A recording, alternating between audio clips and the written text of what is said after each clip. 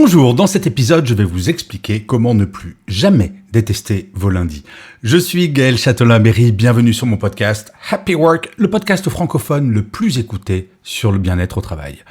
Alors, on ne va pas se mentir, il y a certains lundis, on traîne un peu la patte pour aller travailler. Le week-end n'est pas encore très loin et on aurait bien rajouté un jour de plus à celui-ci. Mais le petit problème, si l'on fait un calcul mathématique très simple, c'est que sur une année, en moyenne, vous allez avoir 47 lundis. Et oui, cela représente 20% de votre temps passé au travail. Vous imaginez 20% de votre vie professionnelle. Ça serait quand même terrible si vous vous pourrissiez la vie sur cette durée, sur 1/5 de votre vie professionnelle. Il est donc absolument fondamental de faire en sorte que vos lundis matins soient un jour comme un autre, pour ne pas dire un meilleur jour que les autres, et je vous assure que c'est possible, et tout ceci grâce à 5 pistes très simples. La première piste, alors désolé si c'est trop tard et que déjà ce matin vous n'avez pas votre lundi, car cela commence le vendredi. 10 minutes avant de partir en week-end, il est impératif de faire une liste de ce que vous allez faire dès le lundi matin, de faire votre to-do list, comme on dit, du lundi matin, le vendredi, et comme ceci, vous n'aurez pas, dès le dimanche soir, cette espèce d'angoisse de vous dire « mince, qu'est-ce que je dois faire demain matin ?» Et quand vous allez arriver au bureau, vous n'aurez pas tendance à prendre 15 dossiers en même temps parce que vous allez partir à fond. Toute la problématique de ce lundi, c'est qu'effectivement, il faut se remettre en route.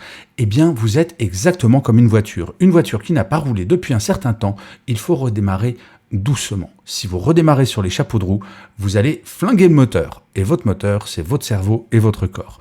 Donc, la liste des tâches de ce que vous devrez faire le lundi matin se prépare le vendredi. Ce sera la dernière chose que vous allez faire dans votre semaine de travail. La deuxième chose, c'est d'avoir des routines. Ça, j'en ai déjà parlé dans un autre épisode de Happy Work. Le dimanche soir, plutôt que de commencer à penser à la réunion que vous allez avoir le lendemain, plutôt que de regarder et voir les mails pour vous avancer, comme on dit, ayez une routine tous les dimanches soirs, à partir, on va dire, de 17h.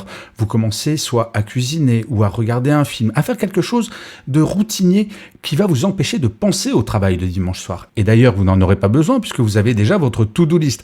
Donc, aucun problème. Vous savez que le lendemain matin, vous allez arriver et que vous aurez quelque chose à faire. Et le lundi matin, votre routine, c'est de toujours, absolument toujours, commencer votre journée par quelque chose que vous aimez. Dans votre to-do list, il ne faut surtout pas commencer votre semaine par le dossier que vous détestez, celui qui va vous plomber le moral, mais au contraire de faire quelque chose qui vous plaît. Et je vais même aller un petit peu plus loin. Ce n'est pas forcément du travail. Si vous avez envie d'avoir une routine du lundi matin où vous prenez un café avec votre collègue préféré pour parler du week-end, faites-le, mais surtout planifiez-le, car quand vous allez vous lever lundi matin, vous n'allez pas vous lever avec des pieds de plomb en vous disant « mince, je vais devoir travailler sur le dossier que je déteste », mais au contraire, super, je vais voir Jean-Claude à la machine à café dès qu'on commence la journée, et ça, c'est sympa. Le troisième élément, c'est que dans cette to-do list du lundi matin, il faut que vous planifiez votre semaine, mais pas n'importe comment. Il faut que vous planifiez les choses positives, toutes les choses qui vont vous motiver pour être lundi, mardi, mercredi jusqu'à vendredi si vous travaillez 5 jours sur 5. Planifier le positif, c'est en fait mettre sur le papier le fait que vous allez avoir une chouette semaine. Il n'y a rien de pire quand on part pour un voyage que de savoir que la destination va passer par des étapes que l'on déteste. Vous savez, il y a une phrase que je trouve absolument horrible le lundi matin quand vous croisez un collègue et que vous lui dites « ça va ?» et lui qui vous répond « bah comme un lundi ». C'est absolument atroce. Il ne faut surtout pas que vous soyez dans cet état d'esprit. Et pour ce faire, eh bien, une partie de la journée, là je ne parle pas de très longtemps, ça peut être 10 minutes, un quart d'heure, planifiez les choses positives qui vont vous arriver dans cette semaine. Et si jamais vous n'avez pas ça en stock, provoquez-les. La quatrième chose, je sais ce que vous allez me dire, ce n'est pas toujours très simple, mais il y a moyen de s'organiser. Il faut que le lundi vous fasse envie. Le paradoxe, c'est que parfois, quand on part plus tôt du travail, c'est ça qui nous fait envie. Eh bien, le lundi matin, partez plus tôt. Ça peut être même une demi-heure plus tôt que d'habitude, mais planifiez quelque chose pour vous le lundi en fin de journée. Ça peut être du sport, d'aller faire du shopping, d'aller vous promener, peu importe. Mais planifiez de partir plus tôt et comme ça, cette journée va vraiment être une journée de remise en route. Comme je vous le disais, il ne faut pas partir sur les chapeaux de roue le lundi matin, sinon vous allez arriver lundi en fin de journée avec le moral dans les chaussettes en vous disant « Oh, Il reste encore 4 jours à tirer. Il faut impérativement que vous finissiez cette journée du lundi en pleine forme, avec le cerveau qui commence à se remettre en route et avec le sentiment que vous allez passer une chouette semaine. Et ainsi, partir plus tôt le lundi en fin de journée, ça va faire du lundi un jour très particulier. Ça va être le jour où vous prenez soin de vous. Et bizarrement, vous allez voir que si cette journée, vous la percevez comme ça, inconsciemment, le lundi matin, quand vous allez vous lever, vous allez vous dire « Ah, mais c'est une chouette journée, c'est mon lundi ». Et enfin, au-delà de planifier du positif, comme j'en parlais dans le point 3, il est impératif de planifier votre semaine pour ne pas avoir le sentiment de courir en permanence après le temps. Je ne sais pas si vous le savez, l'une des premières sources de stress des salariés, c'est d'avoir ce sentiment absolument atroce de ne pas avoir assez de temps dans une journée pour tout faire.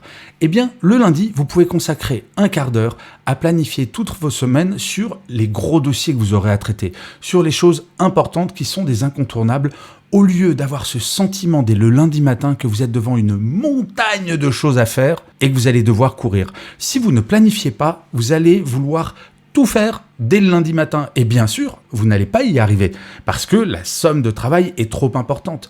Et là, il va falloir planifier en donnant des délais et parfois dire à quelqu'un « Écoute, ce que tu m'as demandé pour lundi, je suis désolé, est-ce que c'est compliqué pour toi si au lieu de le faire lundi, je te le fais pour mardi, première heure ?» Et ainsi de réduire votre charge mentale, car la charge mentale au travail se constitue le lundi. Si vous ne planifiez pas le lundi l'ensemble de votre semaine, votre charge mentale va être maximale dès le lundi jusqu'au vendredi. Je vous assure que si vous appliquez ces 5 points, vous allez avoir des lundis qui seront absolument extraordinaire car vous n'arriverez pas en fin de journée avec le sentiment que vous allez devoir faire des efforts de dingue chaque jour pour arriver crevé au final le vendredi. C'est une méthode que j'applique depuis des années et je peux vous le garantir, ça fonctionne très bien. Je vous remercie 1000 fois d'avoir écouté cet épisode de Happy Work ou de l'avoir regardé si vous êtes sur YouTube. N'hésitez surtout pas à mettre des pouces levés, des étoiles si vous êtes sur Apple Podcast ou des commentaires et surtout à vous abonner sur votre plateforme préférée. Cela va vous prendre 2 secondes et c'est très très important pour que Happy Work dure encore très longtemps.